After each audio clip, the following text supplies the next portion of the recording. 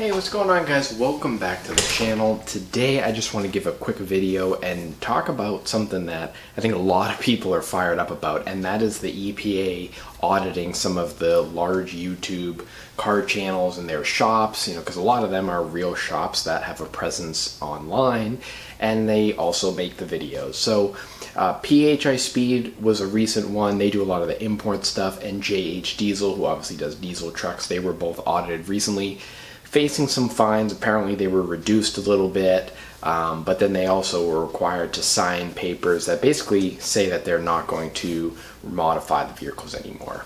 With all of these audits going on, the big one also was Lund Racing, which, if you're familiar with the Ford tuning, especially Mustangs, they do a lot of that. They were cracked down on. And there's been this whole thing over the past, I would say, like 7 to 8 years with the emissions cheating devices. There was the whole thing with the diesels. That was kind of the original, where shops were like completely just deleting the diesels, having no kind of care about it, and saying, yeah, we do this, and we also shut all the sensors off. And I get torn on this stuff because I have seen it firsthand. I have worked, there was years in college, I drove a bus and I experienced the old Detroit diesels that ran forever and had hundreds and hundreds and hundreds and hundreds of thousands. I think some were over 1 million miles. They obviously were rebuilt, but they were the same engine.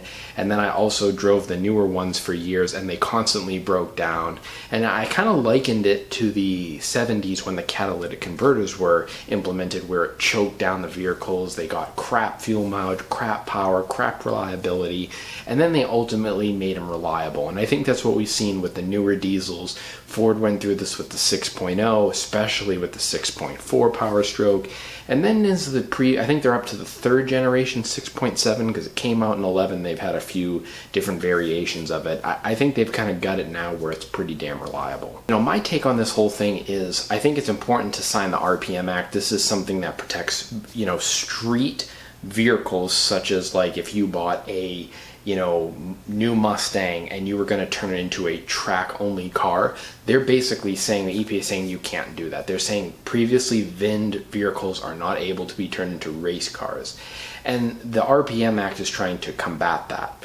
And I think it's important to sign this if you're an enthusiast. I just think for the sake of the car industry, this thing's really important because it affects so many shops, so many families that do this for a living. But the one thing that I will tell you is this doesn't protect you and me for our regular vehicles. One of the things that I've really become very interested in is drag racing.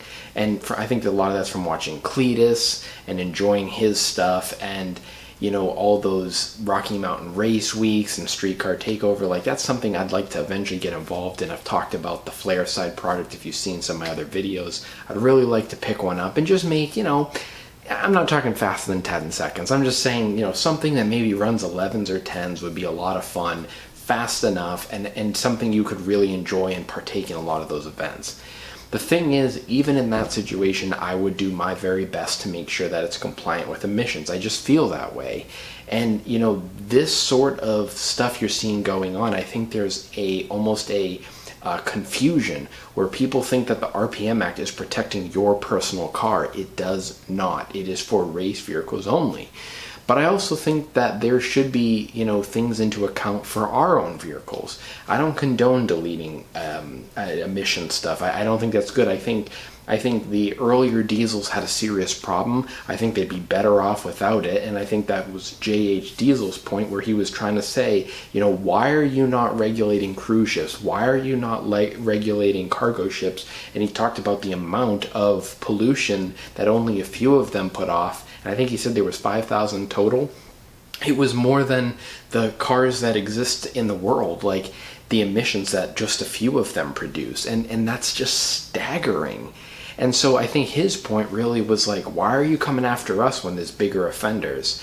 And I agree with that. I think it's ridiculous. But then the other side of me is, I do care about the environment. I'm not a tree hugger, but I don't delete cats. I don't think that you should. I would always run, even if the vehicle didn't have it, I would run something on it, because I just think that for me, how I am, it's just kind of important to me, to not be just putting out the pollutants, but I don't think that, you need to ban everyone's stuff. I know some companies work on those CARB certificates where they get, California approval and then it's good in all the states.